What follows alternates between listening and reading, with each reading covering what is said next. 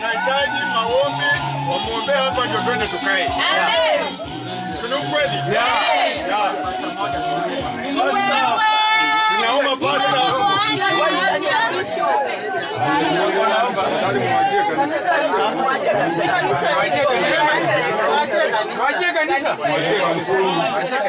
ambaye amefanya kuongoza msafara wa mpendo wetu mwenda zake dada Arofina Elasi. Nataka tumshukuru Mwenyezi Mungu kwa maombi. Tuamini tuombe. Baba, katika jina takatifu la Yesu Kristo, nataka kukushukuru kwa sababu ya wema na fadhili zako. Asante kwa neema kuu ambayo Bwana umetuwezesha hata Jehova Jireh, msafara ambao ulitoka kwenda kumlaki dada yetu tena ambaye Bwana ulipenda kumpumzisha ukafika salama. Sifa na utukufu kurudi. Wewe ndiye Alfa na Omega na zaidi ya yote. Naomba neema yako Bwana wa majeshi kwa katua majonzi na kulia Jehova Jireh yetu Bwana mbinguni ambaye amepumzika. Neema yako ikaweze kutosha kila mmoja. Wewe ndiye mfariji mkuu, uweze kufariji watu wako Jehova Jireh kwa neema zako Bwana wa majeshi, ili roho wake Jehova Jireh Bwana aliyepumzika akaweze kuwa na furaha hata na maombolezo haya. Pokea sifa na utukufu na Bwana kwa Yesu Kristo na baraka. Amen. Acha tuchukue nafasi. Kwa hiyo tuchukue nafasi. Keti chini ili tuweze kuelekezwa kwa utaratibu. Ya, endelea na hapo. Ndipo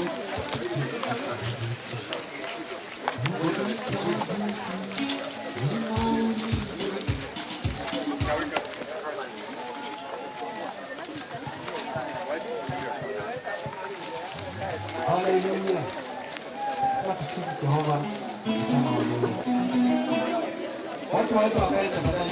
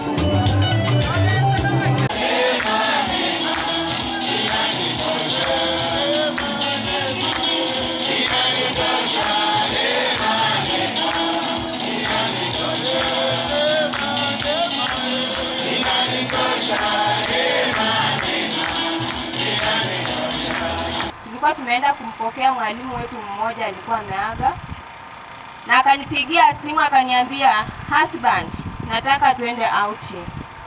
Nikaucheka, nikamuuliza outing tunaenda wapi? Akaniambia nataka nikupeleke Busia, twende tutembee.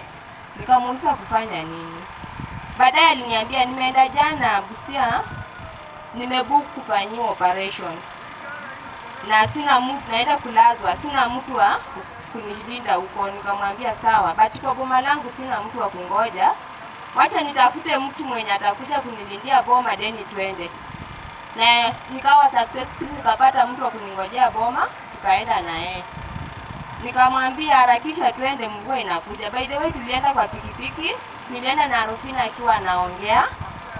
Although alikuwa na machungu, nani pia sikuwa najua shida yenye alikuwa nayo, alikuwa hajai nielezea kwa urefu. Wakati nilienda na yeye hospitali, tulifika kitu saa 12. Akaenda akajiadmit yeye mwenyewe, na sikujua ameniandika mimi kama next of kin kwa hospitali. Hiyo kitu niliona kama wakati tuna sign forms. Kwa hiyo wakati vile tulifika huko, kuna daktari mwenye alikuwa anatakana mfanyie operation. Tukamtafuta, alikuwa hajakuja, baada akaambiwa anaitwa akuja aongee na yeye. Walipoongea na yeye, shemeji yangu amefanyiwa operation mingi. Hiyo ilikuwa operation ya 6. Na still kulikuwa tena na ingine ya kuja kurekebisha sehemu ya akuendea haja kubwa, ambapo nilikuwa naangalia shemeji naanza kujiuliza. But ilifika mahali nikasema kama ningekuwa na uwezo wa kumuomba ugonjwa mwingine, mimi pia nimsaidie kugonjeka, ningemsaidia, lakini nilishindwa. Shemeji alikuwa na shida, na hii shida ilitokea kwa ile operation ya Kakamega. Walipomfanyia operation, hawakumfanyia operation vizuri. Walisema alikuwa na shida ya appendix, na wakati walienda kutoa hiyo appendix, kwa bahati mbaya walikata rectum. Na walipokata rectum, hawakumwambia. Akakuja hapa, alipokaa huko akamfanyia operation mkumu. Alirudishwa hapa nyumbani. Alikuwa kila chakula inatokea kwa kidonda. Then after that wakamrudisha tena mkumu. Ikapatikana rectum ilikatwa. Sasa tukajua labda bila amerudishwa huko wanaenda kurectify, but haikuwa hivyo. Hiyo kitu ilimsumbua kwa sababu ule daktari mwenye alikuwa na ule surgeon alikuja akanielezea. Mimi ndio nilikuwa naenda nitaka nijue. Akaniambia, madam, pole, mke wako alifanyiwa operation but kwa rectum haina cells, imekufa. Sasa imeoza. Sasa wakati mimi nilienda na shemeji akaniambia, "In-law, enda nibaie standard towel." Na nikamuuliza, "Kwani standard towel kila wakati unatumia?" Akaniambia, "Hujui mimi ni mgonjwa." Kusema ukweli, shemeji yangu hapo anaenda period. Badala ya period ilikuwa ni pass, uzaa. Na wakati alipelekwa kwenda kuangaliwa ndio apelekwe theater, waliweka machine. Hiyo machine ilipoguza, uzaa ilikuwa inatoka. Usiku aliamka mara 4 kwenda kubadilisha. Na ile uzaa ilikuwa inanuka. But mimi nilikuwa nampa moyo nikimwambia, shemeji utapona. Ukiwa hospitali na wajaribu kusaidia, utapona, huwezi kufa. Tuliongea na yeye akaniambia, shemeji wewe ni mzuri, mimi nakupenda, lakini siku ile alikuwa anatakana afanyiwe operation, hakufanyiwa, wakapostpone. Wakasema surgeon amepata emergency. Wakapostpone mara 2. Mara ya 3 akapelekwa, ilikuwa on Sunday. Walimpeleka ilikuwa saa 5:30, lakini kutolewa theater alitolewa saa 11:30. Hata mimi nilikuja nikawa na wasiwasi, nikasema gai, shemeji arudi ni kama labda ameendea huko ama.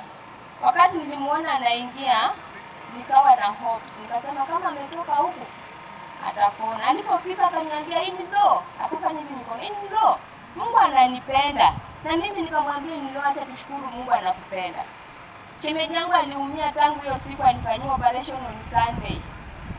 Sikukaa hata dakika moja chini na sikufunga macho tunalala. Alikuwa niamshe, nilalishe. Nikimkalisha anasema nimechoka, roho imechoka, na mlalisha. Then nikafika mahali wakasema tujaribu kumsimamisha the following day. Akisimama hana nguvu. Sasa ikaenda tu hivyo, nilikuwa nampa vinywaji. Ikafika mahali tumbo likaanza kufura. Sasa kile kitu alifanya ndani, kwa hiyo wenye nilifanyia upasuaji ilibidi wakate hiyo rectum, wapitizie hii side kutoa uchafu ya haja kubwa. Akawekewa mfuko ya mkojo, wakasema ataitumia for 6 months. Na alishtuka aliposikia kwamba atawekewa mfuko wa kwenda choo. Akaniita akaniambia, "Shemeji, nimeambiwa mimi sitakuwa naenda choo kama kawaida."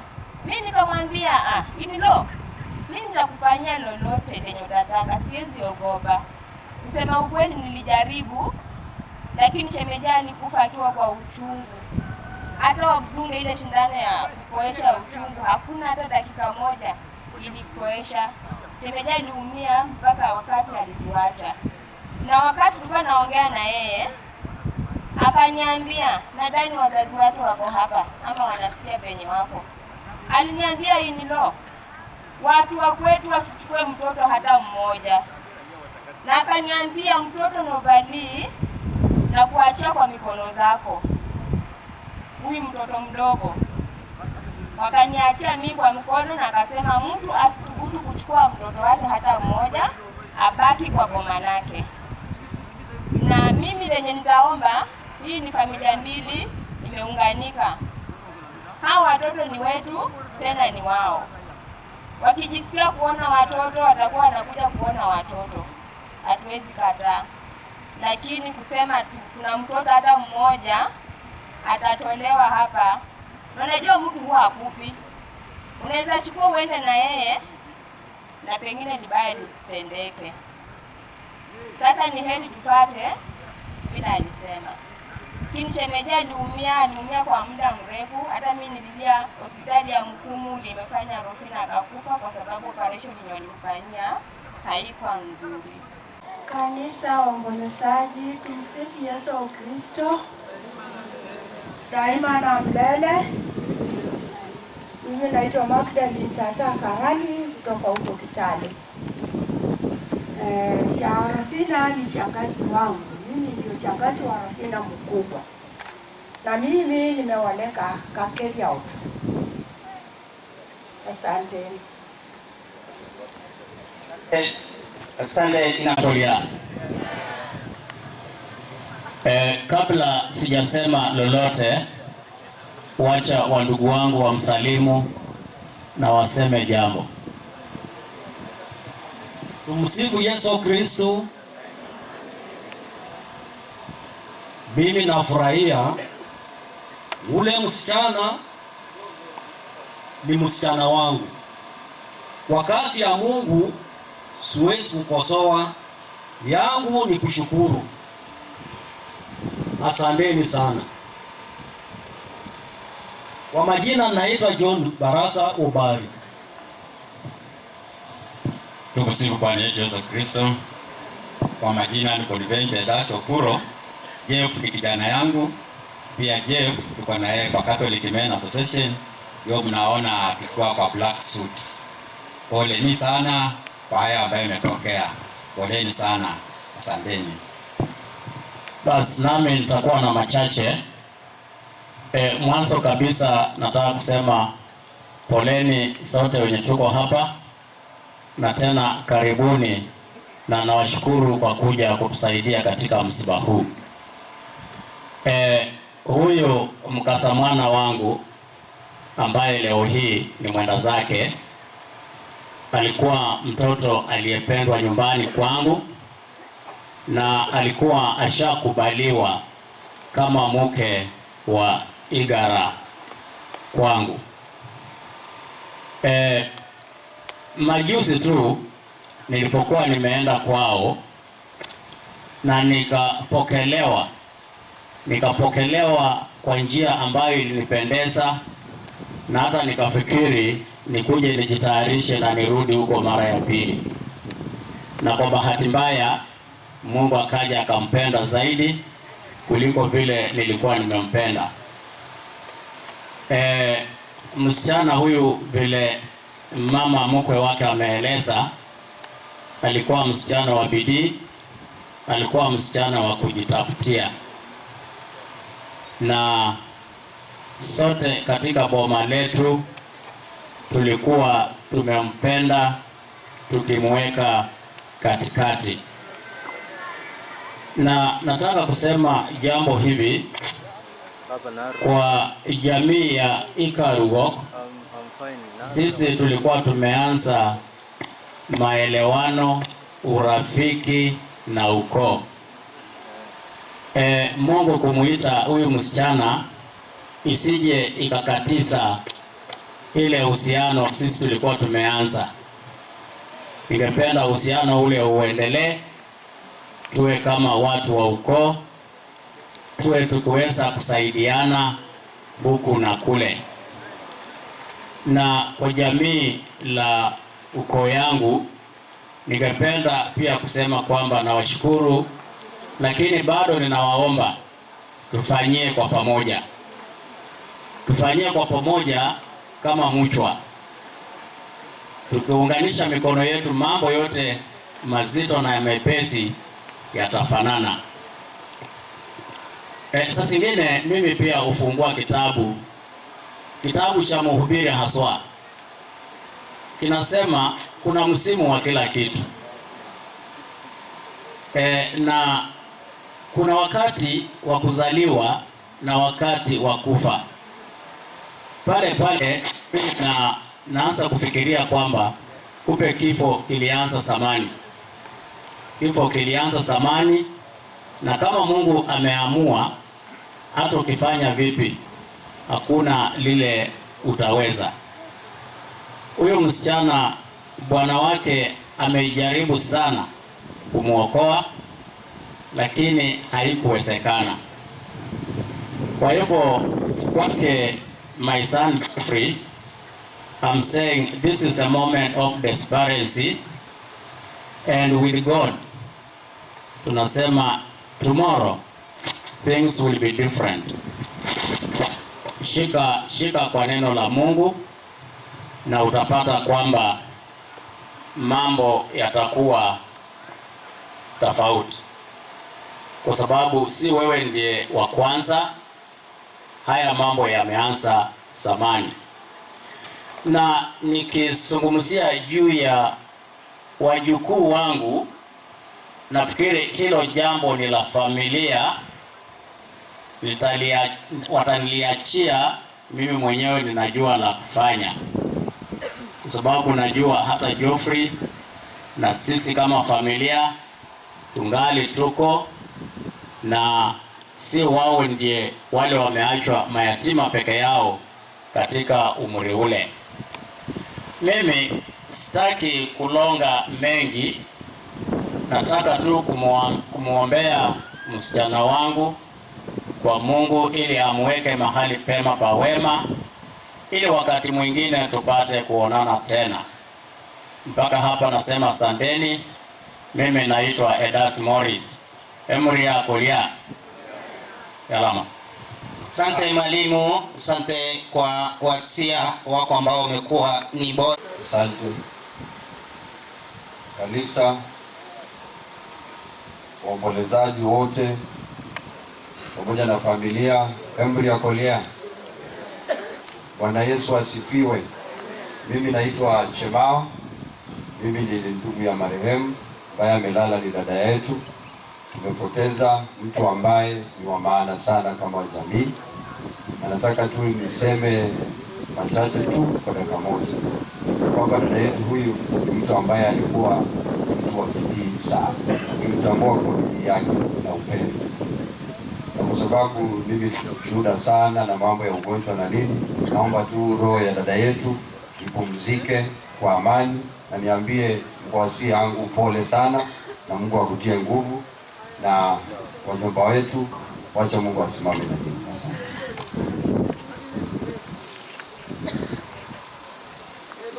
Hamjambo. Naitwa Koloni Lusweti hapa Mlima. Bwana Yesu asifiwe. Naitwa Marceline Karani, ambaye amelala ni dadangu ambaye ananifuata, na nina huzuni mwingi sana leo, lakini najua kwamba kila kitu kinafanyika kwa sababu yake ambaye maybe sisi hatujui, but ni Mungu tu anajua ni kwa nini amepumzika mapema. Nimejua amepitia maisha magumu kwa ugonjwa, na pia katika hali ya ndoa amevumilia.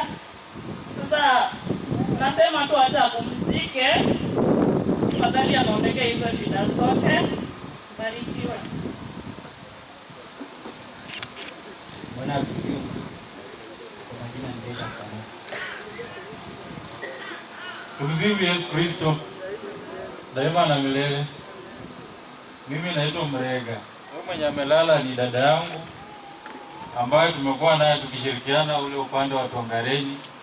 Mimi binafsi sikuwa nimefika hapa, lakini leo nimefika wakati amelala. Dada yangu machache yenye namjua, dada yangu amekuwa ni mtu roho safi. Dada yangu huko kwetu amekuwa ana participate kwa kila kitu. Hakuwahi bagua mtu, haikuwa na vitu kama hivyo. Lakini sisi kama jamii ya mzee Karani Tumepoteza mtu mwenye alikuwa anatupea mwelekeo, mtu mzuri kwa familia.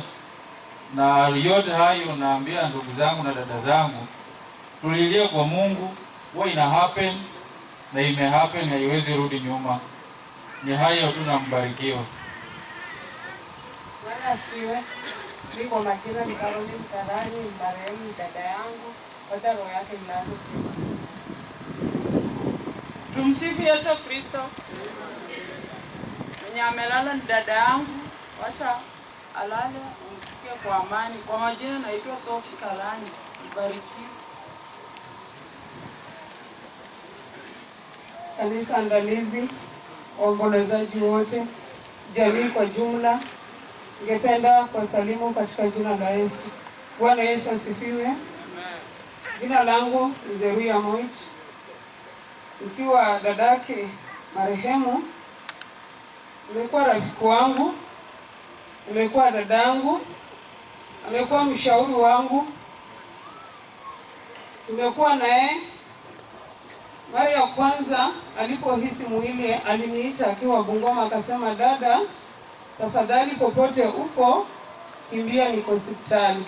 Ilikuwa Malaba kwa mkutano, niliacha mkutano nikaenda Bungoma, nikampata akiwa hosi. Jinsi alivyokuwa hakuwa vyema, lakini tunashukuru Mungu kwa yote. Alipotoka Mkumu akanipigia simu, dada, siko sawa, kuja unione. Niweza nikakuja hapa nikakaa na yeye. Jinsi alivyokuwa akiugua, na mwachia Mungu. Bwana Yesu asifiwe. Kwa hivyo kwa jamii, kwa shemeji, kwa watoto, kwa marafiki, kanisa lake, nasema poleni. Wacha roho ya dada Arufina lale mapema mbinguni. Tafadhali tuokoe muda tafadhali. Msaada disi, familia na marafiki. Hamjamboni. Majina mimi naitwa Robert Wemoi, aliyelala, mimi namfuata kwa mgongo. So kabla nene, kuna timu yangu nimekuja nayo kutoka Mount Elgon, najua watapata nafasi. Nataka tu penye wako watu wefie, ndio tumekuja na kono tu.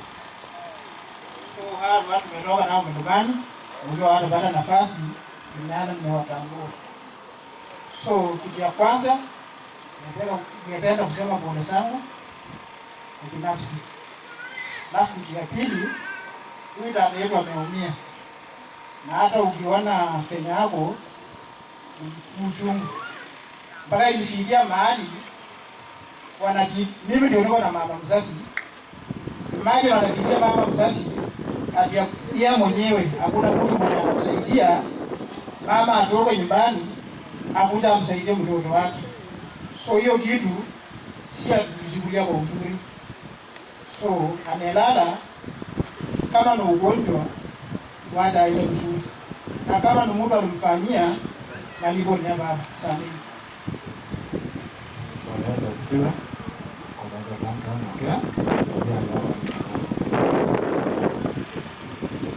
Bakrosi teso. Emuri akoliai. Ngalerosi. Akoto ngaine malal Carofina tafadhali. Yalama. Kokrero nyasongo John Karani. Na pere eretkina changi. Arofina, rest in peace. Olota tena odara nakasuban. Yalama. Kanisa, familia na waombolezaji kwa jumla, hamjambo. Mimi kwa majina ni Abdikarim Omoit, aliyelala ni dadangu. Asanteni. Kanisa takatifu, familia, waombolezaji kwa jumla, Bwana Yesu asifiwe.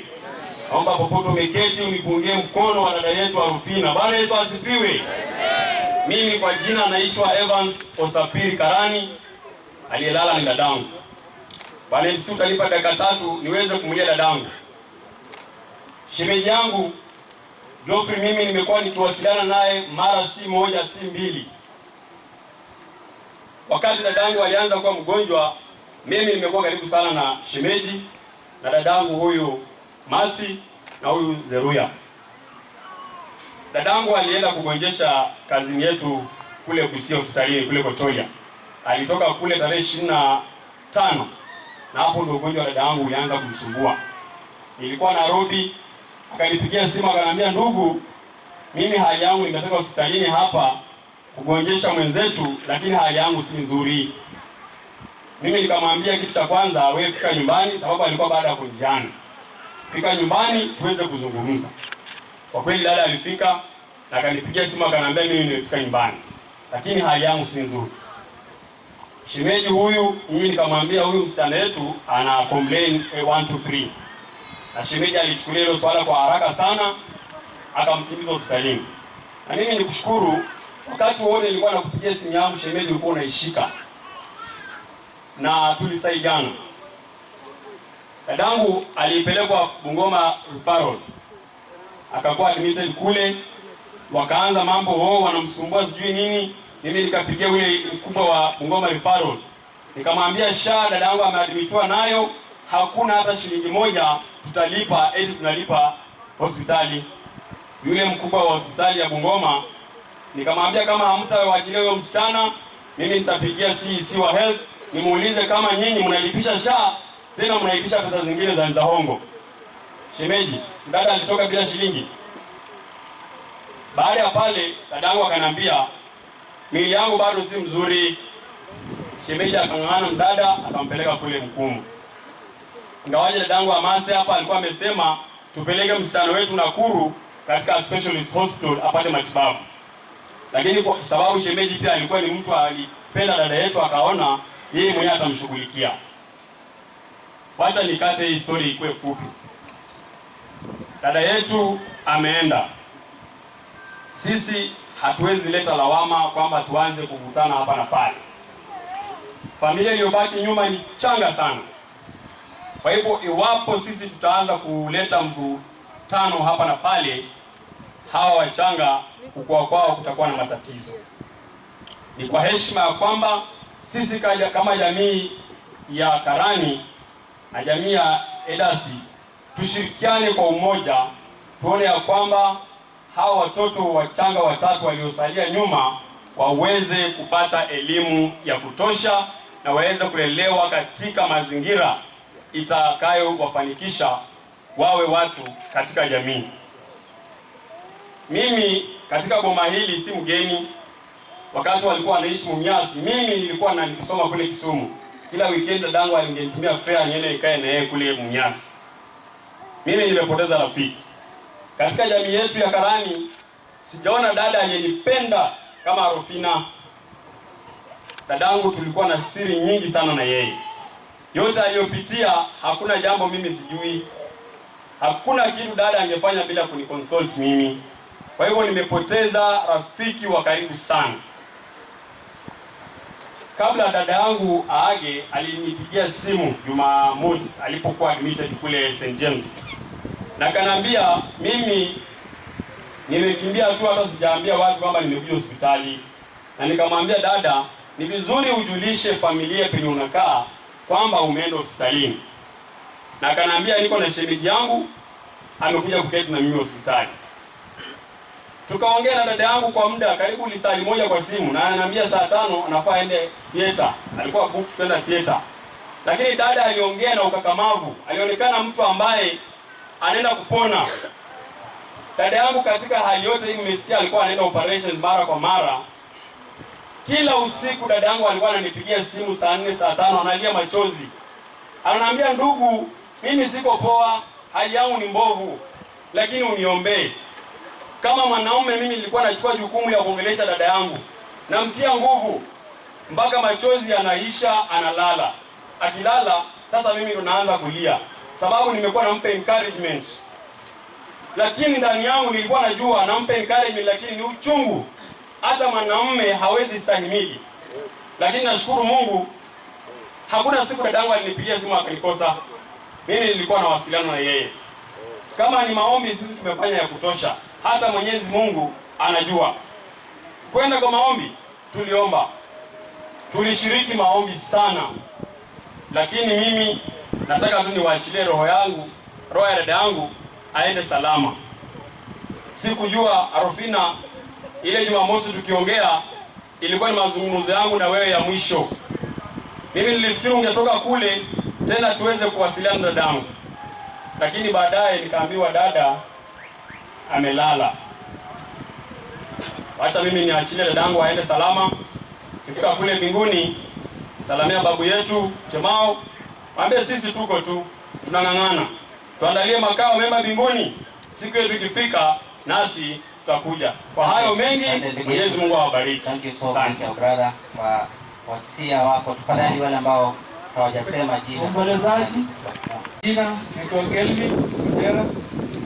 Aliyelala dada yangu. Rofina, dada yangu nimemjua kwa muda. Rofina kwa njia nyingine ni kama mediator.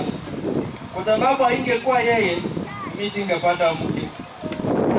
Kwa sababu Rofina nikija hapa, nipigie simu kutoka Nairobi. Kaniambia, ndugu yangu, umeoa? Nikamwambia, ndugu yangu, bado natafuta. Kaniambia, hapana, mimi nikitoka, wewe utajua kwangu kweli? Nikamwambia, nimesikia dada yangu. Akasema, siku gani utakuwa off? Nikamwambia matarehe. Akaniambia, hiyo siku kuja unione. Na hiyo siku ndio nilikuja nikaona, ndio nikapata bibi. Sasa ndio dada yangu huyu, mimi namheshimu sana. Kesha tafadhali. So, kwenda machache mengi. Rofina, lala salama. Kwa wako zangu wenye wako hapa, kama wako wanaweza inua mkono. Asanteni sana, na Mungu awabariki. Asanteni sana. Asante brother. Bwana Yesu asifiwe. Kwa majina naitwa Mjeni. Kuna mbali mbele yangu. Thank you. Siku yetu. Neema na milele. Kwa majina ni Betty Gani. Mwenye amelala ni dada yangu. Siku ya mwisho kuongea na yeye pia ilikuwa Jumamosi. Alikuwa ameniambia nipeleke hospitali. Lakini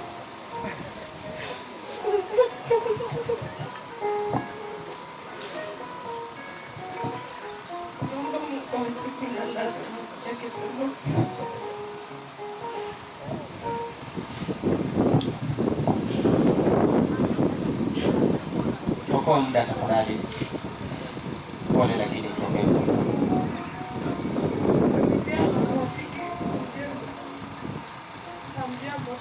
Jambo.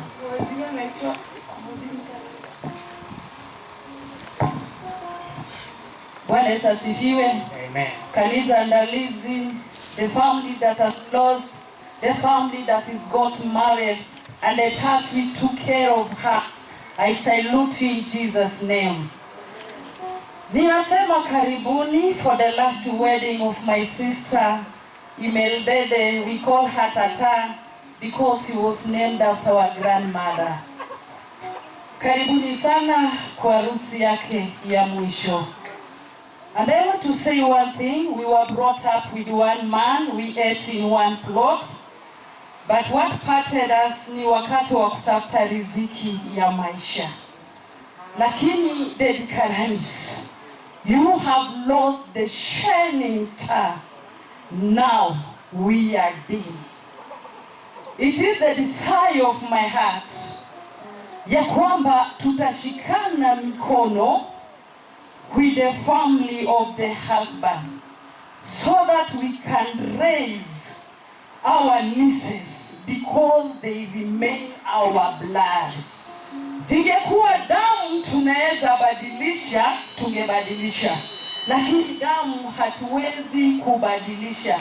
Brother in law, hata kama kuna mahali tumekukwasa, ninaomba msamaha. Just forgive us because of the bitterness we had. Tunaomba utusamehe. Na tushikane mikono, we raise these children. We still need you. We still need our blood. Finally, nataka tu kurudishia Mungu shukrani. Alitupa nyota na nyota ameamua kuizima tena. Wacha Mungu atupe amani sisi wote, because I know we are the work of his hands. Atatushughulikia. Unapotoka hapa Usiende ukasema ilikuja ikakuwa na ikaenda. No. Imeldede my grandmother amemaliza safari yake. The question is now about me and you. Wewe pia ni nyota unaangaza? Hello? Tunaangaza wote? Yeye ameangaza. Imeldede my grandmother, thank you for shining here in the world. I know that you continue shining. We shall meet in eternal bliss. Rasikai, my name is Coletta Pauline. Be blessed. Pole sana, pole. Tumekuja kwa harusi ya msichana wetu. Hamjambo. Nataka kuchukua nafasi hii kwanza kushukuru familia ya Igara pamoja na familia ya Dasi kwa kazi umefanya. Sisi tumekuwa na shida nyingi sana. Hata vile naongea hivi, katika familia yetu tuna mzee Vincent Imai ya amelala. Na bibi wa bibi ni familia moja tu. Kwa hiyo imekuwa kazi ngumu.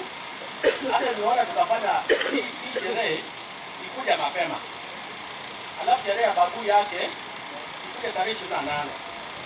Kwa hivyo sisi kama Igara familia ya Dasi tumepoteza, familia ya Igara tumepoteza. Lakini nasema yote ni upendo wa Mungu. Kwa kijana yangu Joffrey, najua ni mapema sana, lakini nataka kuhakikisha wewe ya kwamba Mungu anakupenda na Mungu alipenda bibi wako sana. Na katika hiyo umri yake amemrudisha. Mungu atakulipa kwa njia moja mbili. Ila umeambiwa hapa kwa karibu wa kanisa, hata sio kitu kingine kwako. Umeshiriki na sisi vizuri na uendelee hivyo. Na nikimalizia nataka kusema hivi. Familia ya Igara, familia ya Dasi, tujaribu tuungane pamoja, tuende pamoja. Hicho kitabu by 2 weeks tutakutana kama familia ya Dasi. Nataka tupekue tuone wewe unakaa wapi. Wewe unasaidia na wengine kwa gani? Usema watu usema hivi, heri nyumba ya matanga kuliko harusi. Na kama ni member wa Igara Dasi family na ukuje kwa matanga ya watu wengine, I don't wish kitu kufanyika kwa kibaya, lakini kumbuka we need each other. Wacha wewe uone wa mwisho, nataka tushiriki pamoja, twende mbele. Wewe unajua kesho. Kesho ni mimi, kesho kutwa ni wewe. Kwa hiyo ni ombi langu tu twende pamoja. Sasa kuongea mambo mengi, ni personally as my family, nataka kusema Joffrey, pole sana. Na Mungu akubariki sana. Huyu msichana wangu huyu ni msichana wa kipekee. Huyu msichana amekuwa msichana mzuri sana. Hakuna mambo mengi. Hizi nilimjua. A very humble girl. A very respectful girl. Nataka kushukuru maana naenda malaika kupokea. Asante sana. Asante mwalimu kwa wema. Na kabla hawaja Bwana asifiwe. Mimi majina ni William Omega Sekondari. Kisha mimi nilikuwa hapa kwa nyumba. Nikaongea na msichana yangu, ananiambia mama, hata siwezi kukuambia mimi nakonjeka namna gani. Nikamwambia bwana, unajua kama daktari wanakuangalia, wanajua hiyo ugonjwa, huwezi kuelezea wewe unakonjeka namna gani. Tukakaa na yeye vizuri sana. Akanitendea vile mtoto anatendea mama yake. Tukawachana, nikifika Kikusi nikampigia simu. Kumwambia mama, nimefika. Akasema asante. Sasa vile nilipata ripoti inahuzunika, lakini nahitaji maombi. Asante. taarifa kutoka kwa mwenyekiti kwamba wale ambao wamekaa karibu na lango, tafadhali tuna nafasi huko mje. Tafadhali wale wamekaa karibu na lango. Na wasalamia wana Maganga mtambo wote. Muone kwa Maganga ya Mchomba. Ule Mchomba umbali kidogo huko ishara ya safari. Hiyo majina anaitwa Wana Maganga mtambo. Mchomba ole sana. Majina anaitwa madhabahu takatifu, familia ya Edasi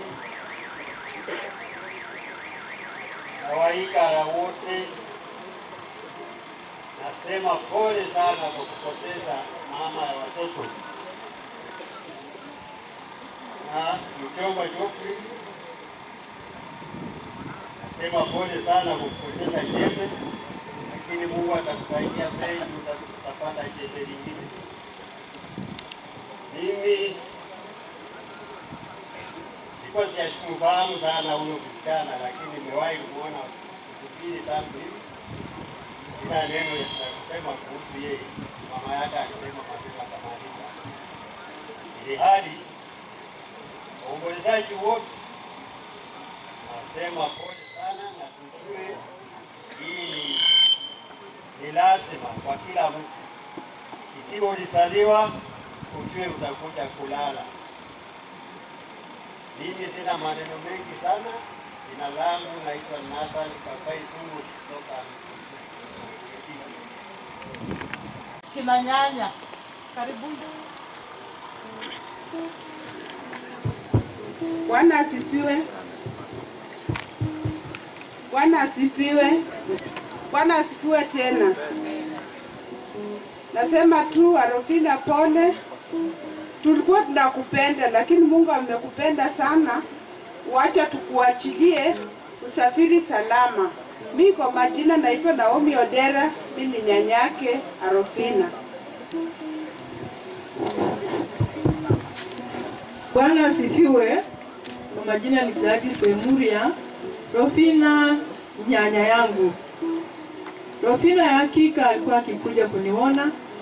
Hata nami nilikuwa ninatamani nikuje Jumamosi kumuona. Na Jumamosi hiyo nikasikia kwamba Rofina sio wetu tena. Ya hakika nililia, nikaanguka chini. Nikasema sasa hii naye ni nini tena? Kwa ajili ya maisha yake jinsi imekomea hapa, tunaambia Mungu amsaidie. Na saidia hiyo nilitamani kuambia shoshi wangu, mume wake, Mungu ambariki. Sababu amejitolea. Tena hawezi kusema shoshi tumekulemea, tunasikia tu hapo hospitali. Kila ambaye ana pesa. Hakuna pesa ambayo sisi hakika tumetoa msaada ya Rofina. Bwana asifiwe. Ni hayo tu, msidi kubarikiwa kwa ajili ya neno la Rofina. Bwana asifiwe. Bwana asifiwe. Kwa majina ni Margaret Odera. Arofina ni nyanya yangu. Mama ya Arofina, nyanya ya Arofina ndio mkubwa na mimi ni namba 4 kumfuata. Nambariki. Babu ya Arofina ana wajombo wetu sana. Asante wote. Mimi naitwa Esau Omini Odera. Mama ya Arofina, nyanya ya Arofina. Ndio last born kwa kina nyanya ya Arofina. Asante. Bwana asifiwe. Kwa majina ni Moses Emuria Odera. Mimi ndio babu wa Rofina kwa upande ya wajomba ya Pamela. Bwana asifiwe. Kwa hivyo nasema pole hasa mwenye amepoteza babu, pole sana. Kwa yote inatendeka na wakati inakuja na wakati wake. Kwa hivyo tukubali aende vile ilivyo, kwa sababu Mungu alipanga na ikawa hivyo. Hata kwa upande wa Imare nasema pole sana. Mungu asidi kuwafunga kamba ya ngamia kiunoni mwenu. Mimi ndio mjomba na mke wenu. Bwana asifiwe. Babu. Bwana asifiwe. Mjomba ataingia kwa jukwaa akisimamiwa na Joseph.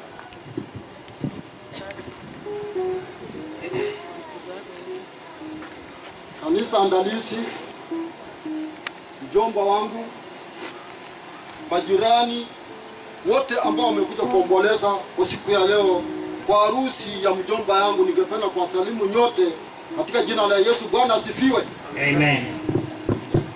Kabla sijenena neno lolote, mimi ndiyo mjomba ya Rofina. Najua mahali hapa nina mambo mengi, lakini nitanena kwa ufupi kwa ajili ya muda.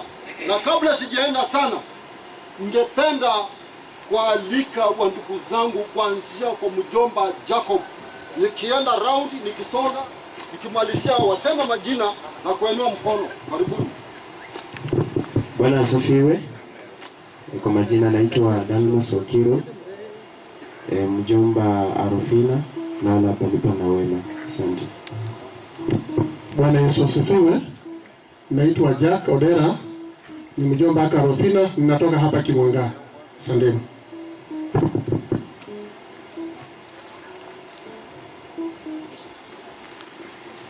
Karibu sana. Asante sana waombolezaji wote. Mimi kwa majina naitwa Temoi Kiptoj, natoka Mount Elgon. Sisi wajomba hatupimii hewa tafadhali. Sisi tumepoteza ule mjomba wangu amelale pale, ninahisi uchungu sana kama mjomba. Mimi na mama yake tumenyonya titi moja ya mama yangu. Naomba MC tafadhali utatupatia muda kidogo waje tuseme, kwa sababu ni siku ya mwisho. Tunajua kifo haijaanzi hapa. Vile kuna mzee mmoja alisema kifo ilianza zamani, na ilianza kwa njia hii. Adam na Hawa walianza kufanya dhambi ambayo sasa imetuletea shida. Tunalipa gharama ambaye Adam na Hawa walianza kufanya. Ukiona saa hizi hata mahali mimi nimetoka Mount Elgon, kwa sublocation moja vifo zaidi ya 7. Just imagine. Hii kitu imezunguka na sijui tutatumia mbinu gani ya kusaidiana. Tafadhali. Hii mambo ya kifo imeleta shida na imekuwa gharama sana. Nataka nikuje kwa ufupi tafadhali. Mila na desturi tumejaribu ama tumesahau sana. Kwa sababu nasema hivi, tumebaki watu wadogo, wasee wa maisha. Lakini naomba tuchunge mila zetu tafadhali. Aswa sapo na luya sapo teso na luya tafadhali. Tuko na haribu mambo ya mila. Nataka nikuja hapa kwa uchungu. Kama ujui mambo ya mila tafadhali kindani, enda pale Sirisia ufate mila na desturi ya jamii inakaa namna gani. Kuna mahali tumekosea kidogo kidogo ambayo mimi nimeona haijaenda vizuri. Mimi kama mjomba nina pati yangu kwa familia hii, lakini tumesauliwa. Jambo la mwisho, kwa sababu ya wakati, wale mababu zangu ambayo wamebaki tafadhali, nataka nione watakuwa watu wazima kwa njia ipi, na wapate mambo ya elimu kwa njia gani. Lazima hao, kwa sababu mama yake ametoka na mashemeji wangu kutoka pale Tongoreni, mashemeji ya Bomai wako Tongoreni, please, kwa sababu sasa sisi ni watu watatu, kuna jamii hapa na kuna kule, na sisi wajomba tusimama na hao watoto wa marehemu. They are still very young.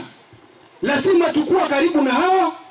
Najua mzee hata wao ndio, hata Salomoni alikuwa na wanawake zaidi ya 800. Tafadhali. Tumsifu Yesu Kristo daima na milele.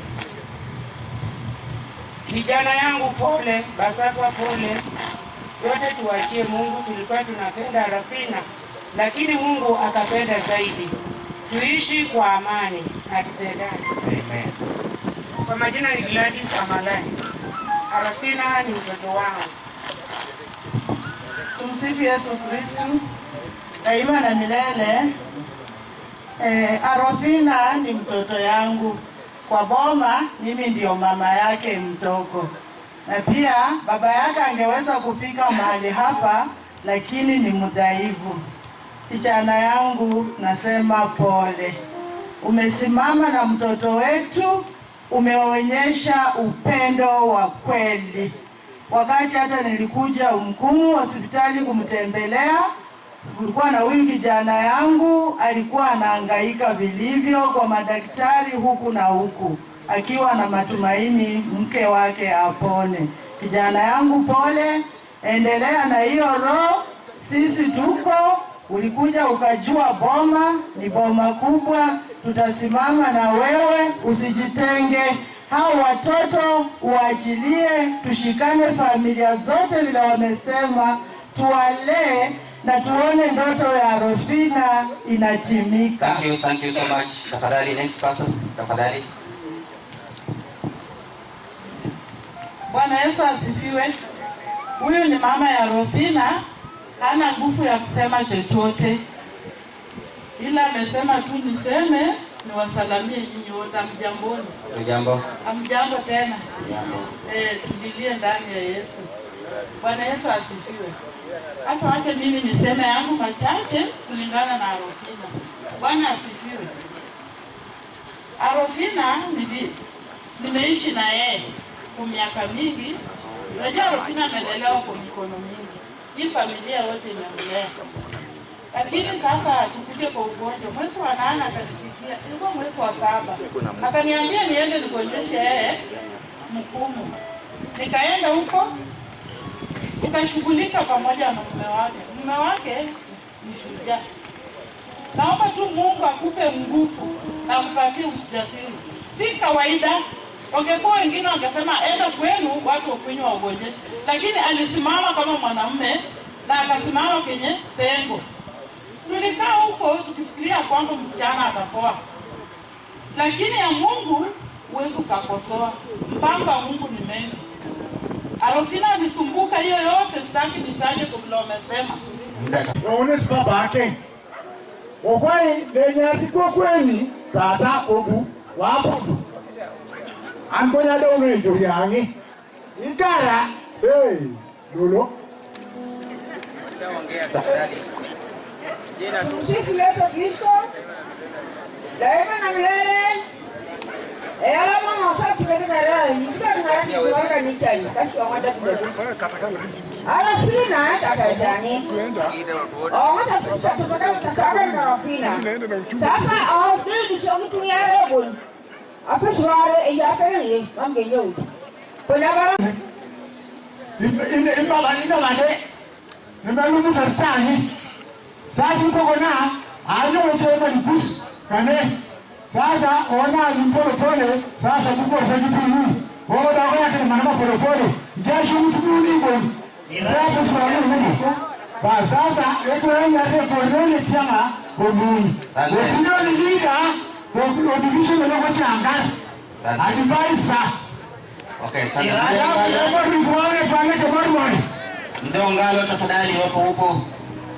One of your spouse has left a big vacuum in your lives. It is our prayer that God will comfort you and fill the vacuum with His love.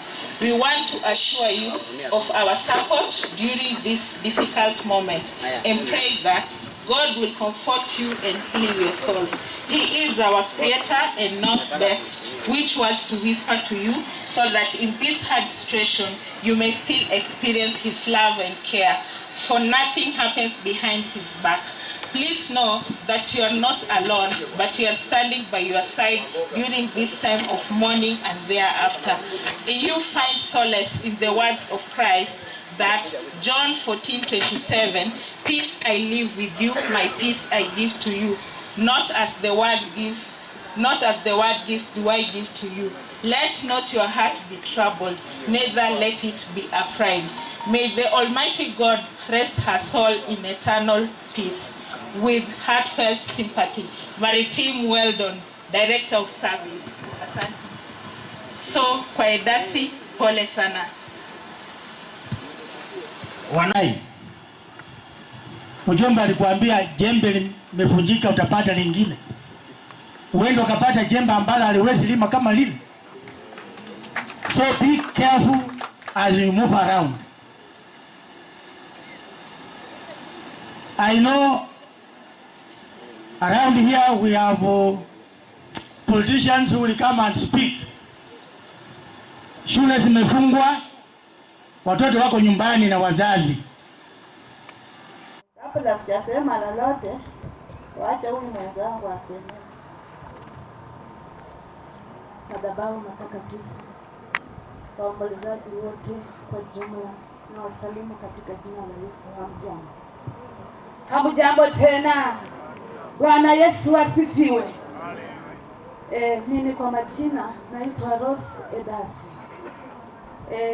Mimi ni mama mkwe wa Arofina, na sio mama tu mkwe, bali ni mama wa kiroho wa Arofina. Arofina alikuwa ni muumini mzuri, na alipo mimi najua ameenda pahali pazuri. Bwana Yesu asifiwe. Mama Yesu afume. Hata kama mwili wake umenyamaza, mwili wake umenyauka, najua roho yake iko mahali pazuri. Haleluya. Kwa sababu alipigana vita vizuri. Alikuwa ni mwana wa bidii, alikuwa muombezi, alikuwa ni mama anajinyima hata kukula kwa ajili ya mwili wake. Bwana asifiwe. Kwa ajili ya watoto wake na kwa ajili ya familia yake. Bwana asifiwe. Kwa kutafuta uso wa Mungu. Omwami afume. Najua roho ya Arofina iko pale patema. Japokuwa analala, najua ako pale pazuri. Alikuwa ni mkaribishaji, anatukaribisha, anatupenda, na yeye hakuwa anapagua. Mimi ni mama wake mdogo, lakini alikuwa ananipenda. Bwana asifiwe. Na alikuwa amesimama katika wokovu. Ni haya tumbarikiwe.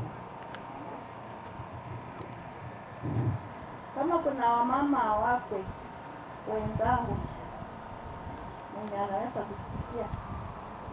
Wamama wapo wengine, kama wapo jongea mbele. Tangazo. Kuna hema ile pale, ni hema la Catholic Men. Iwapo wewe sio Catholic Men, tafadhali tunakuomba, kuna nafasi pale. Kuna viti vingi pale, hebu toke kule, kuna nafasi uje upande huu tafadhali. Tumsifu Yesu Kristo. Tumsifu tena. Mimi ni mama mkubwa wa Arofina, na huyo msichana alikuwa msichana mzuri sana. Kuna wakati ugeni ilikuja hapa, ugeni ya kufaisha watoto, alituita. Alikuwa msichana mwenye anapeana kila kitu. Huyo msichana Mungu alikuwa anamtaka tu mapema, lakini angeboost our home. Hata siwezi nikajua niseme nini, lakini kila mtu anajua hiyo ndio njia yetu tu, kila mmoja. Tangazo tafadhali, tangazo kwamba mbarikiwe. Lile hema lilikuwa limetengewa Catholic Men. Sasa kama wewe si Catholic Men, tafadhali tunaomba tu kwamba uondoke. Na unajua Catholic Men tunawajua kama vile wanaangalia. Usije ukasema tu kwamba wewe ni Catholic Men na kumbe sio. Tafadhali tunaomba kwamba uje, kuna vitu pale. Kuna ukoo mara mbili. Tumepoteza darling. Tumepoteza msichana mzuri sana. Japokuwa haijatajwa mahali popote, lakini huyu msichana mara karibu kila Jumapili alikuwa anakuja na mume wake kwa kanisa, na alikuwa mchangamfu sana. Alikuwa anakuja na mume wake anamsindikiza katika kanisa ya Catholic, na alikuwa mchangamfu sana, na alikuwa mzuri kwa kutoa. Mungu na ailaze roho yake mahali pema mbinguni, na Bikira Maria aendelee kulea watoto wake, na Mungu mwenyewe ndiye anayeweza kutuliza roho za wazazi wake na familia yake na yetu kwa jumla, kwa sababu sisi binadamu hatuwezi. Asanteni. Tumsifu Yesu Kristo. Bwana apewe sifa. Mimi naitwa Clotilde na mtutu. Arofina ni msichana yangu. Ninamjua kama msichana wa bidii sana. Msichana ambaye alikuwa anatoka, anaenda anakata nyasi chemchemi huko, anabeba hiyo nyasi analetea ng'ombe. Msichana wa bidii sana, tumepoteza, lakini Mungu amlaze mahali pema peponi. Bwana Yesu asifiwe. Haleluya. Kwa majina naitwa Mary Sanjo. Huyu msichana Arofina, msichana alikuwa ambao ako msichana ambao alikuwa msichana mzuri sana.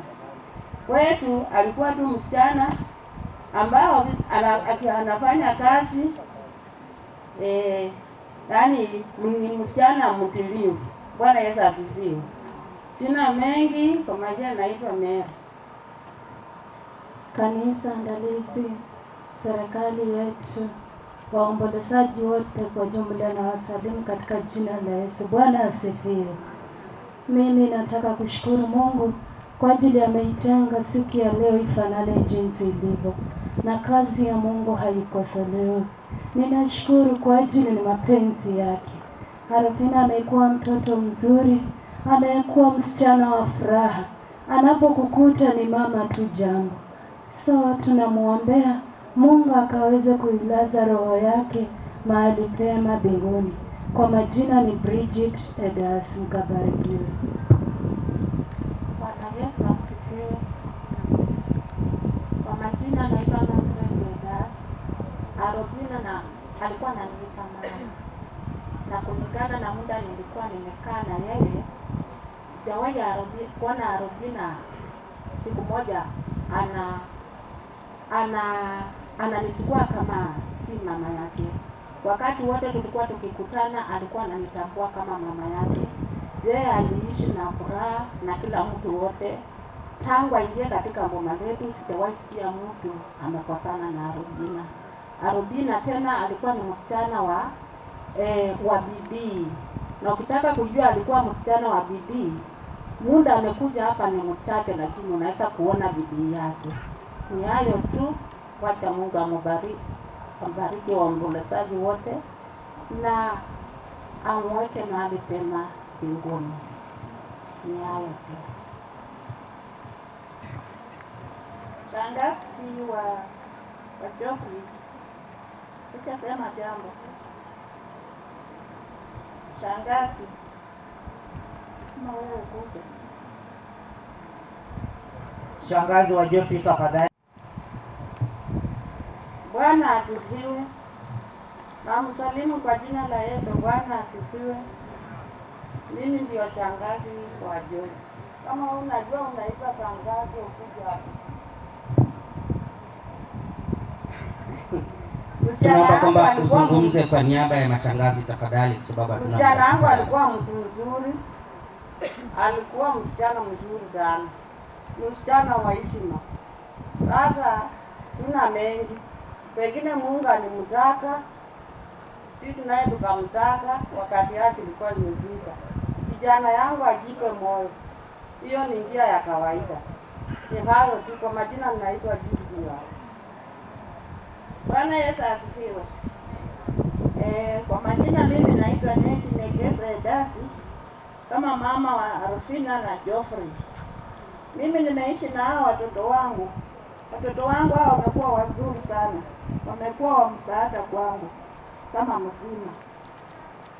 Lakini mimi msichana wangu alikuanga mkali, lakini mimi mwenyewe nilikuwa nimemuelewa. So tumeishi tu vizuri na huyu msichana. Yeye achanijibu, hata achanitusi. Pengine angenitusi baadaye, lakini hakuwahi. Alikuwa anasema tu, mama nitakupeleka kwetu.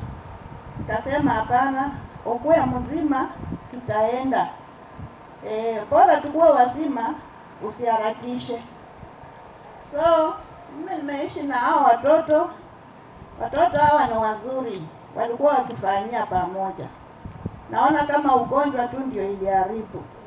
Huyu msichana wakati alikuja kwangu na akashika mimba, ikawa nikampeleka hosi akajifungua. Na kujifungua kwake ilikuwa alipasuliwa. Kwa vile alipasuliwa, tukatoka hospitali tukakuja hapa nyumbani.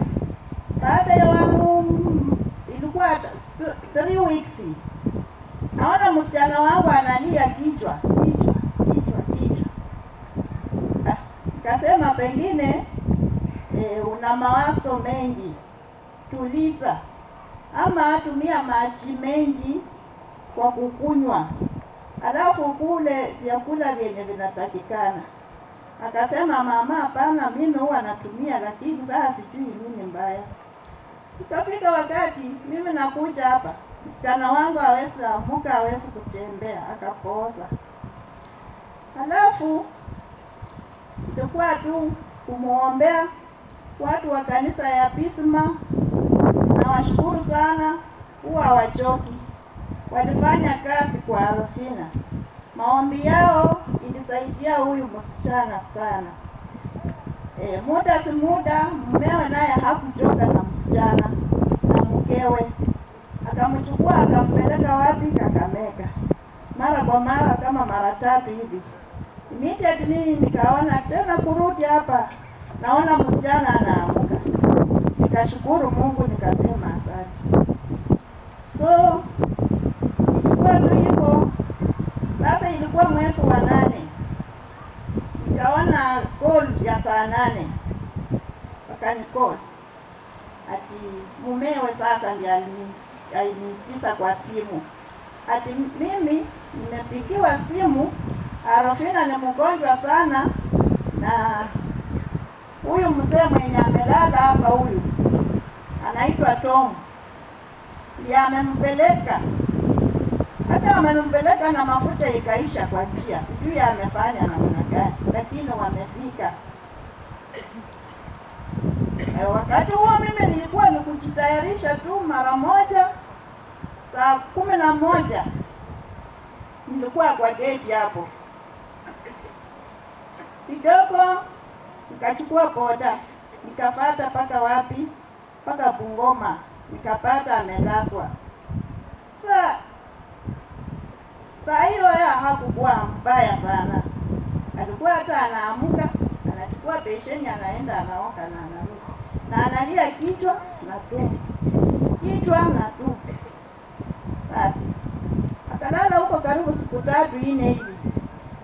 Na akaomba mwenyewe atoke. Akapigia ndugu wake mmoja simu, na huyo ndugu wake akapigia wengine. Na ikawa hiyo message haikuwa mzuri kwa hao madaktari.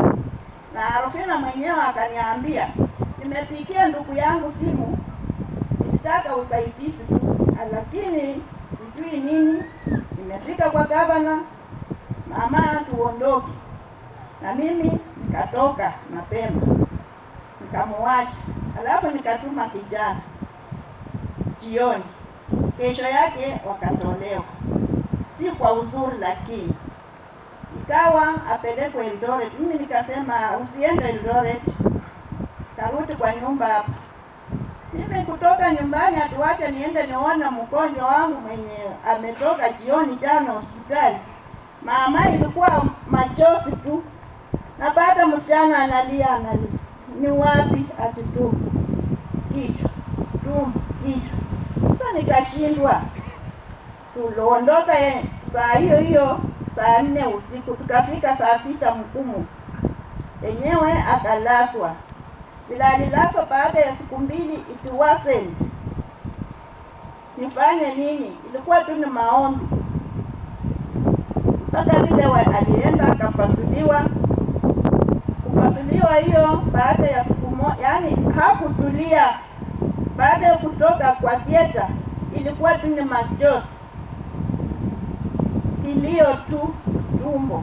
Kitu kinatembea tu, kinashuka, kinapanda. Sasa tumbo yenye huwezi kuangalia, kuona. Uchungu ilikuwa yake. Msichana alikonjeka, alikuwa na uchungu zaidi. Nilishindwa nifanye nini. Muda si muda, na akapigia mama yake simu, mama yake mdogo. Nikaona mama akaingia.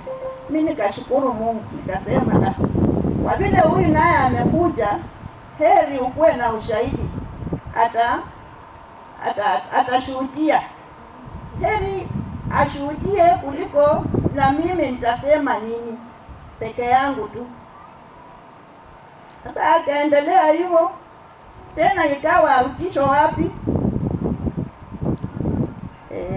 Kwa ufupi hata msichana ameambiwa.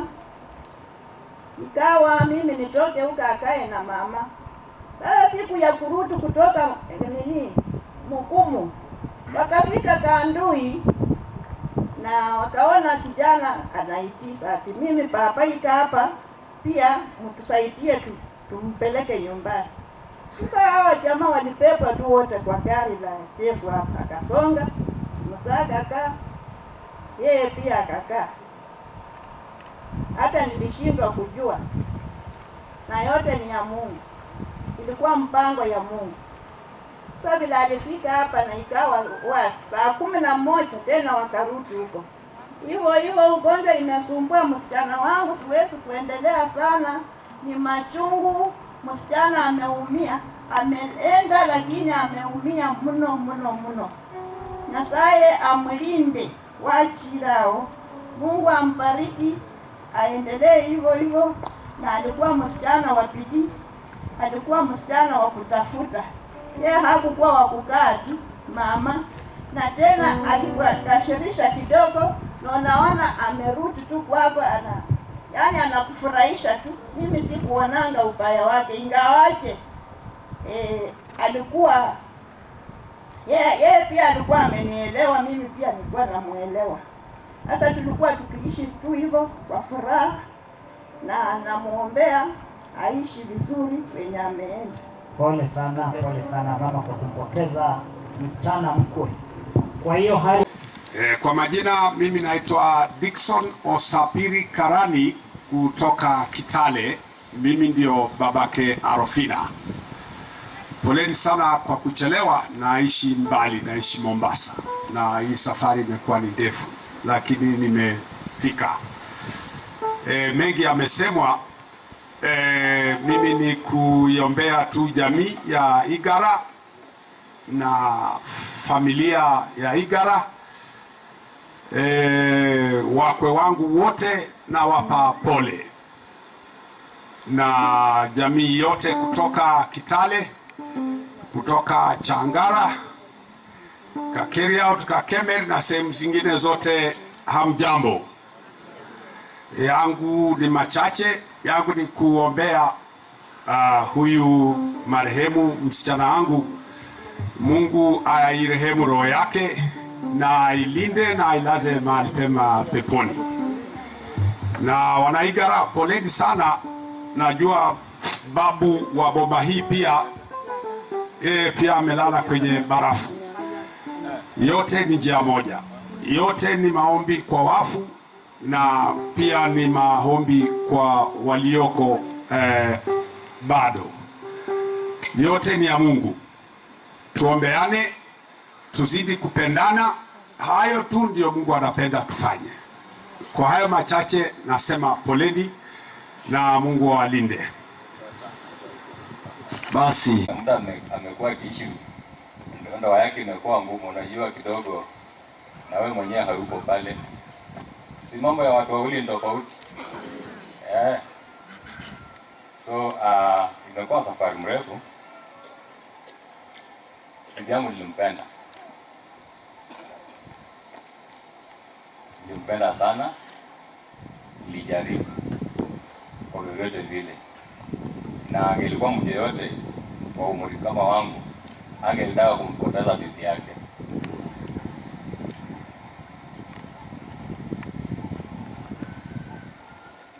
Nimejaribu,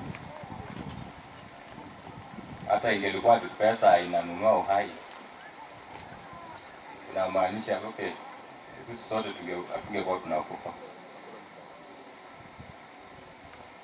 So mambo ya magonjwa,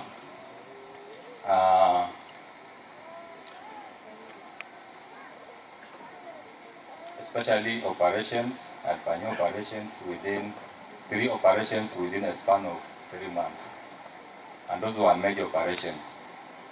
Operation ya kwanza walituambia alikuwa na problem ya appendix, na ikawa walipompeleka theater tukaambiwa kulikuwa na usaha kwa tumbo. So hiyo kishafanyika hivyo, ikapatikana tena badala ya kuwe na improvement ikakuwa tena worse. Na tukakuja kugundua sometimes unajua let's call a spade a spade or a spoon a spoon. Daktari kidogo ni kama waliinterfere na utumbo wake. So ikabidi tena arudishwe theater within 5 days kwenda kurekebisha. So baada ya hapo kurekebisha mambo tulifikiria mambo yataendelea kuwa mazuri, lakini kidogo kwa sababu kichwa ni kile kimoja. Unajua wakati mwingine ukikuja kwa mfano wakati ukumuta kuna shida na mnakuja kama jamii kama marafiki mnashikana, at least unaweza kuwa na mawazo tofauti, lakini unajua ukipiga simu kwa umbali na mimi kwenye niko pressure iko juu, hata naweza changanyikiwa. So ninabaki nifanye namna gani? Pia nitajaribu kwa vyote vile kwa sababu ni mpendo wangu. So kukaja kwa kuwa na operation ya ngapi? Ya 3. So hiyo operation ya 3 kidogo alikuwa amedevelop condition inaitwa fistula. So ikawa anaenda kurekebishwa. Then unajua mara nyingi mtu akienda theater huwa inakuwa 50-50. So tulishukuru alienda theater akawa successful. But that was a Sunday. So on Monday nikapigwa simu na marafiki zangu kuwa daktari anataka kuniona. So nami kwa akili zangu nikasema wakati mwingine kwa sababu tulikuwa report kwa gaina pengine ni mambo na uterus. So nikasema kama ni mambo na uterus sasa tuko na already na watoto 3. So haina haja kama ni kutolewa itolewe, kama inaweza kuwa ni hatari kwa maisha yake then itakuwa sawa. So nilipoenda Busia on Monday, and just allow me to say this please. Yule daktari ambaye alitaka kuniongelesha alifanya mistake, and to me that was recklessness and unprofessional. Because kama kulikuwa na jambo angeliniita kwa ofisi yake, lakini yeye ana break news mbele ya mgonjwa ambaye ametoka theater jana yake na bado ako kwa machungu.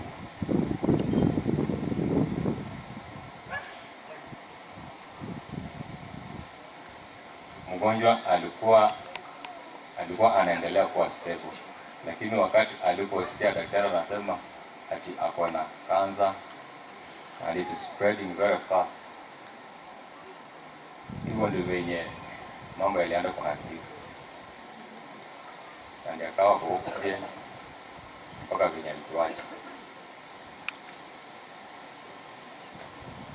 Mimi personally najua familia yake wanasikia uchungu, lakini mimi kama bwana yake, mume wake, hata mimi pia nasikia uchungu. Sasa ni furaha, kuna mmoja anaweza kufikiria pengine nimefurahi. In fact mimi nasikia uchungu zaidi. Nani mwenye anaweza kupenda kuachwa mjane? So hizi familia zote mbili naomba tafadhali tushirikiane, watoto wako na ukoo bado naendelea. Tuache mambo ya kulaumiana, blame game haitasaidia. Tafadhali. So mimi la mwisho nasema mke wangu Arofina apumzike. Mimi ndio alikuwa ile ujumbe alikuwa anasikia, na yeye pia huwa anakuwa sometimes emotional. Kama anaumwa mpaka hata wewe unaanza kusikia ile ujumbe. Sometimes even can break tears. So wacha apumzike. Asante. Alafu sijui kuna watoto kama wako karibu, kama mkubwa kanaweza salamia pia ni vizuri. Lakini kuna mwingine hawezi akatusalamia. Karibu sana. Ndio kuna wengine wamekuja nyuma hawakuweza kumuona.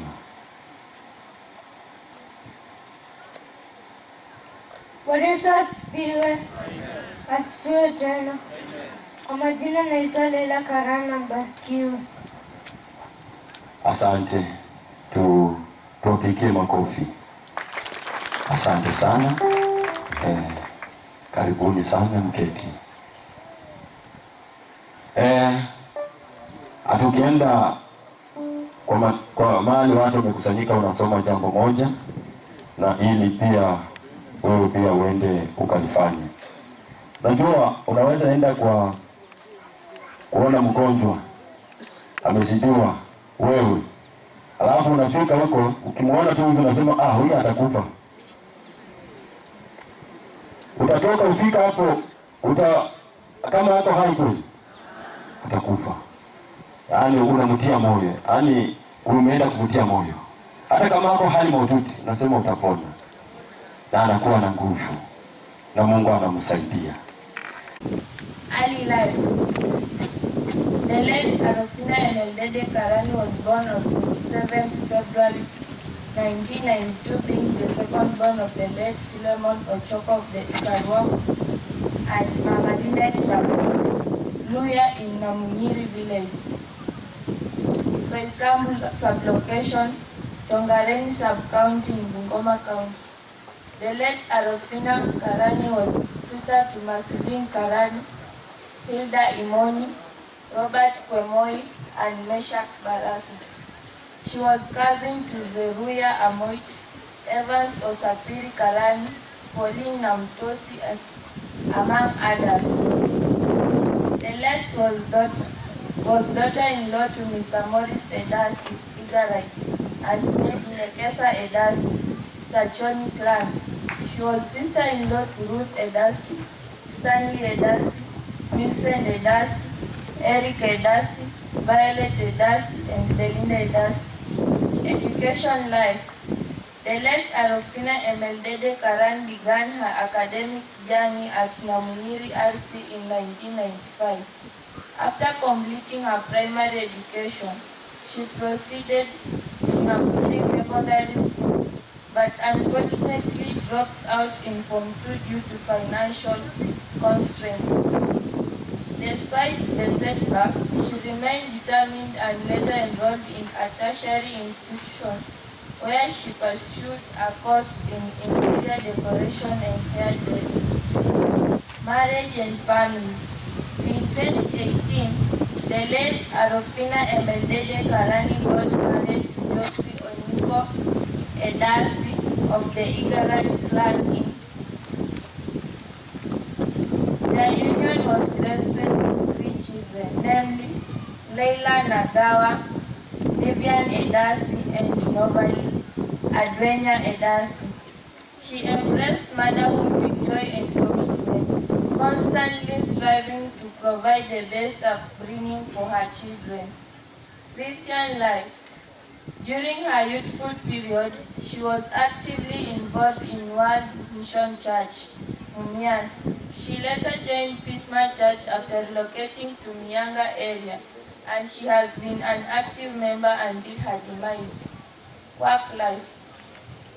Throughout her life, she built a successful career as a businesswoman wife, also dedicating herself to family, managing both roles with strength and determination. Sickness and death. The late Arofina Emeldede Karan enjoyed a splendid health from childhood to adulthood until July 2025, where she started complaining abdominal pains. She was rushed to Bungoma County Referral and Teaching Hospital and was admitted for 3 days. She was treated and discharged. However, upon returning home, she began complaining of persistent abdominal pain, making the beginning of her prolonged illness. On 8 July 2025, she started complaining of abdominal pain and she was rushed to St. Elizabeth Mukumu Mission Hospital and admitted.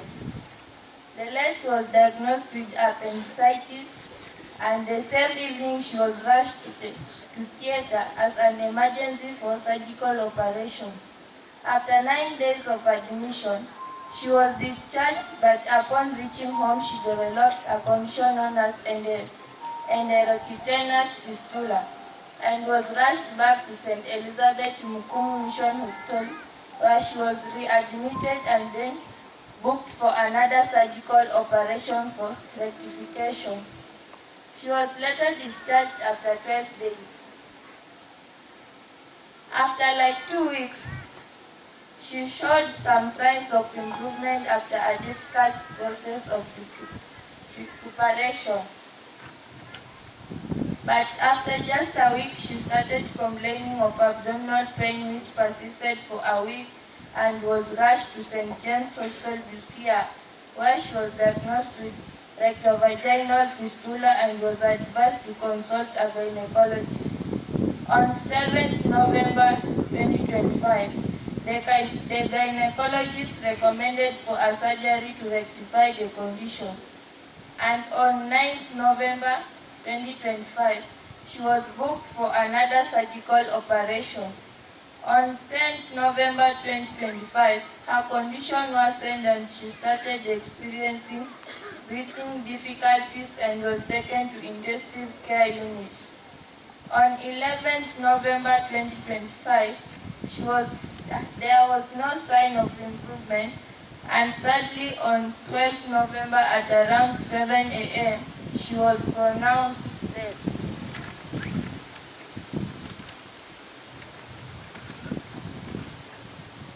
Tributes, brothers. Our sisters was a light in our lives, gentle, kind, and full of warmth, and made every room brighter. Losing her has left a space that can never be filled but her love. Laughter and spirit remain with us always. Though she is not with us, her memory continues to guide us and comfort us. It reminds us of the beautiful sister she was. Rest in peace, Dada. Sisters, Dada Rufina was a gentle soul whose presence brought comfort, joy, and warmth to everyone who knew her. Her kindness, her laughter, and the strength she carried so quietly will never be forgotten. Though her passing has left our hearts aching, her memory remains a blessing, something we will hold close forever. Rest peacefully, Dada Arofina. Your light continues to shine in all of us who loved you. Mother, to my daughter, I love you so much. You stood and supported me like a man, and I have lost someone precious to me. You have left a void in my heart. Go well, daughter.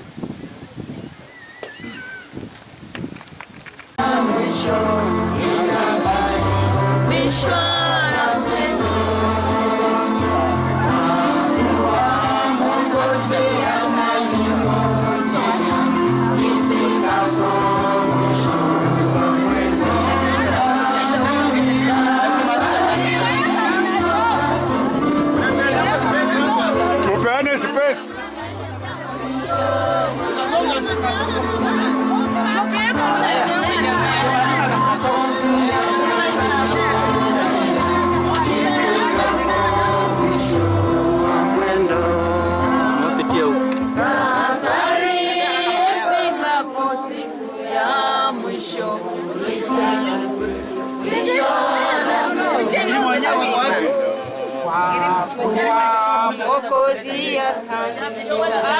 Songe.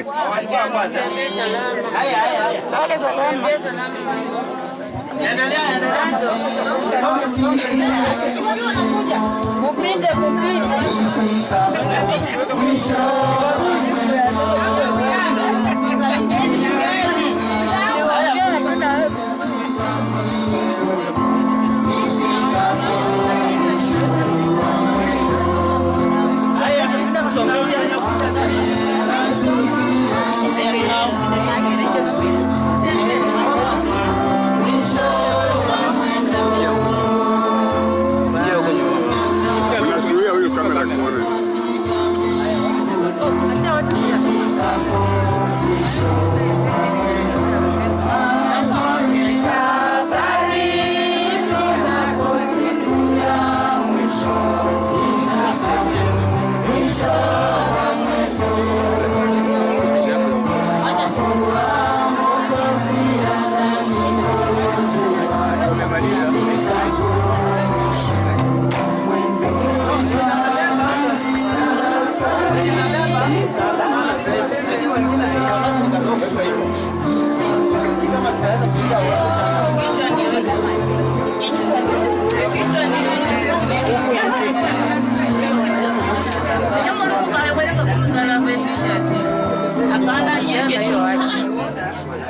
basi kama vile wingu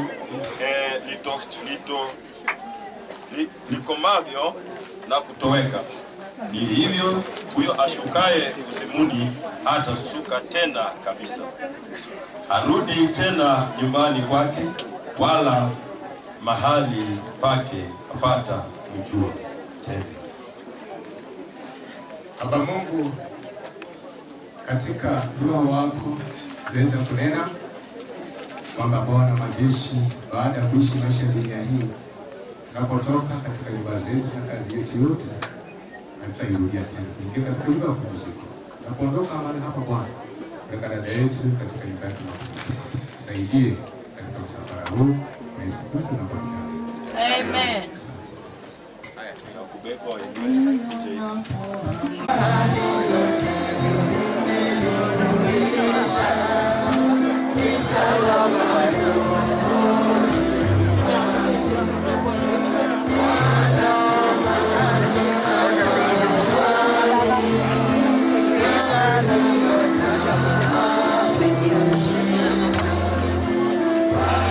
nafasi hapo.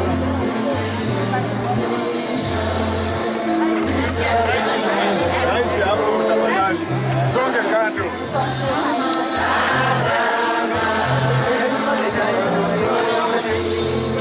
Ni salama moyoni. Salama. Ni salama. Amanyanga.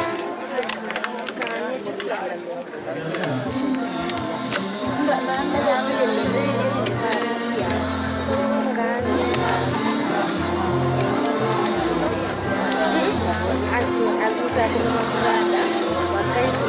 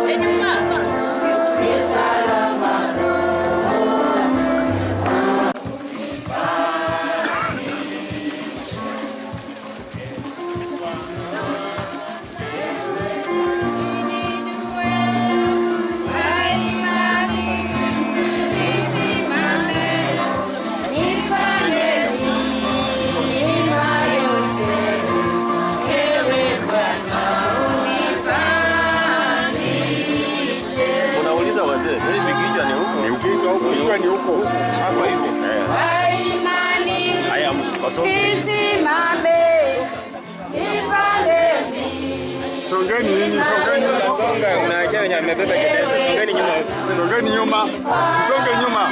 Songe nyuma tutoka hapo. Bai pole pole, pole pole. Pole pole. Sio na haraka. Songa.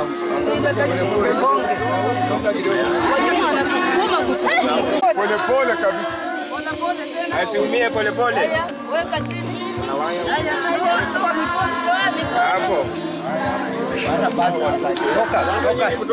Basi mtoke basi aendelee.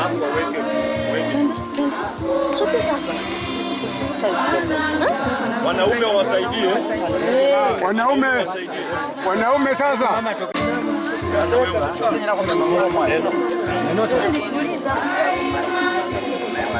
Isimame. Ipande milima yote. Ewe Bwana unipandishe.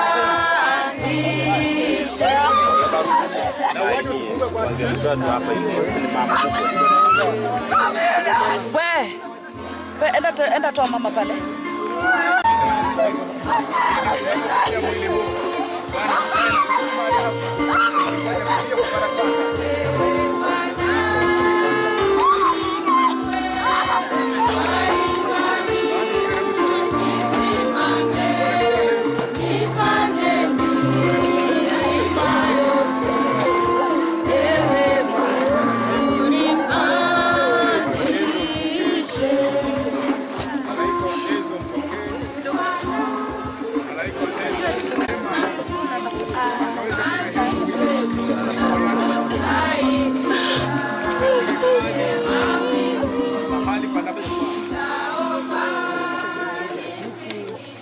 Mabaki ya mwili yakisalia udongoni.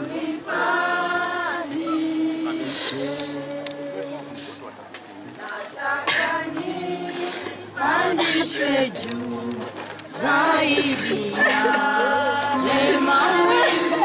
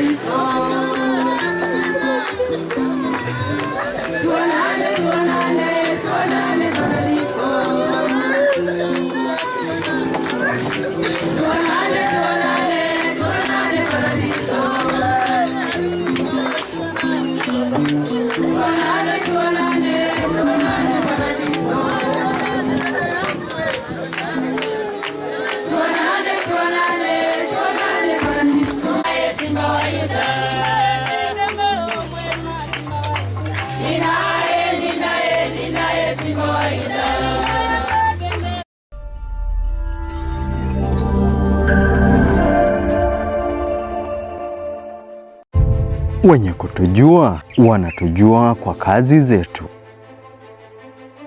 na wanaotutafuta wanajivunia kazi nzuri zenye ujasiri unapotazama na marafiki.